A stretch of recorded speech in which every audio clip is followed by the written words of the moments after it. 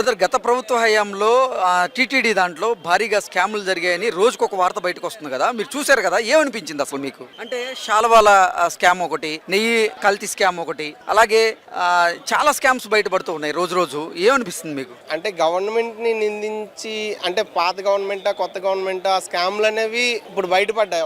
ఆ 5 yearsలో అయితే మనకు తెలియలేదు. అంటే నేను ఏ గవర్నమెంట్కి సపోర్ట్ చేయట్లేదు, బట్ అటువంటివి జరగకుండా ఉంటే మంచిది. ఎందుకంటే నేను లాస్ట్ 5 years భువనేశ్వర్లో వర్క్ చేశాను. సో లడ్డు కల్తీ అంటే అక్కడుండే వాళ్ళు, అరే లడ్డు ప్రసాదంలో కల్తీ జరిగిందంట అంటే మన స్టేట్కి మన దేవుడికి చెడ్డ పేరు కదా. సో అటువంటివి జరగకుండా ఉంటేనే మంచిది. అండ్ గవర్నమెంట్ మీద నో కామెంట్స్, బట్ దేవుడి దృష్టిలో అందరూ సమానమే. దేవుడిని అన్యాయం చేద్దామని చూస్తే ఎవరైనా మట్టిలో కలిసిపోవాల్సిందే.